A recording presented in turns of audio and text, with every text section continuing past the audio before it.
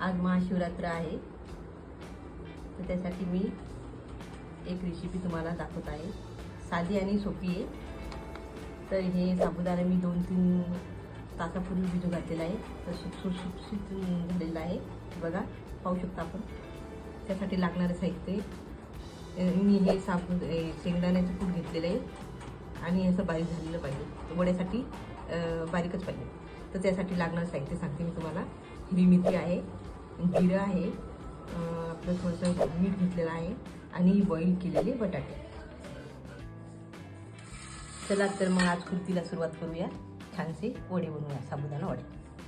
तर सर्वप्रथम आपण असं टाकून घ्यायचं याच्यामध्ये सर्व आपण साबुदाणा भिजू घातलेला हा याच्यात सर्वप्रथम सर्व टाकून घ्यायचा। त्यानंतर आपण कूट, जेणेकरून मी असं टाकून घेते त्याच्यामध्ये, ठीक। आणि हे सर्व मिक्स करायचं आणि बॉईल केलेले असतात ना हे बटाटे, तर आपण असं हे पूर्ण मॅश करून घ्यायचं, असे पूर्ण एकत्र करून घ्यायचे। आपल्याला एक आलू आपण पूर्ण मिक्स करून घ्यायचे। हा खूप छान हे होतो, वडे होतात त्याचेवाले, आणि उपासासाठी तर छानच लागतात। हे खूप साधी आणि सोपी पद्धत आहे, हे जेणेकरून सर्वजण करू शकतात। चला तर आता हे मिक्स करून घेऊ, म्हणजे आपण हे सर्व, हे बघा आता हे असं सर्व मिक्स करून घ्यायचं, एक जीव झाला पाहिजे सर्व। बट हे बघा असं एक जीवनं झालं पाहिजे त्याच्यामध्ये पूर्ण मिक्स झाले। आपण काय काय घेतलेले, साबुदाणा, शेंगदाणा कूट, बटाटा बॉईल केलेला। आता आपण टाकूया जिरे, घालूया थोडंसं,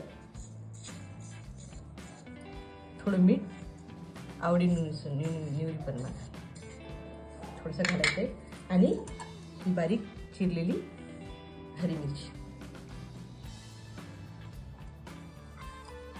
आता हे पूर्ण आपण एकत्र करूया।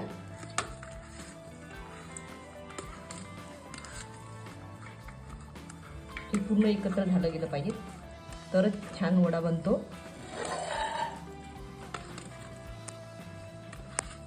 आणि खूप छान बनतो हा वडा।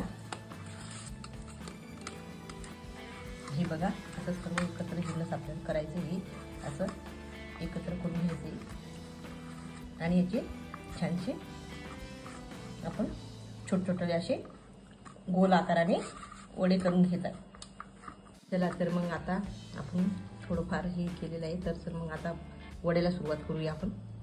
अशी हे बघा, अशी आता या पद्धतीने आपण गोल गोल राऊंडवाली करून घ्यायची। इथे बघा, पाहू शकता।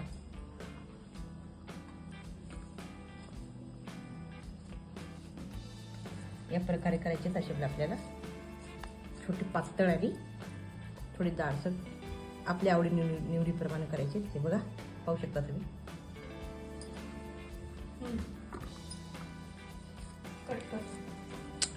हे बघा बनलेले आहे बघा, हे असे गोल गोल बनवून घेतलेले।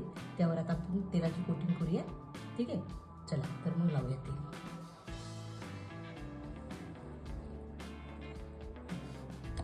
असं छानसं लावायचं आहे आपल्याला, सर्वीकडं लावून गेले पाहिजे।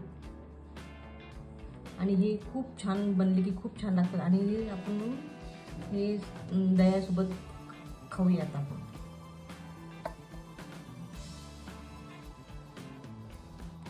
हे बघा आता तेल लावून घेतलेलं आहे सर्वीकडं, हे बघा। चला तर मग आता आपण एअर फ्रायमध्ये ठेवूया। हे बघा असं ठेवायचंय।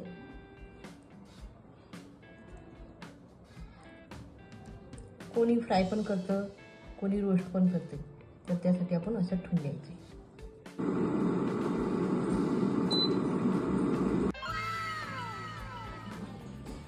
चला हे बघा, मी आता एअर फ्रायमधून काढलेले आहे वडे आणि प्लेट सजून घेतलेली आहे। खा आणि चांगली कमेंट्स करा।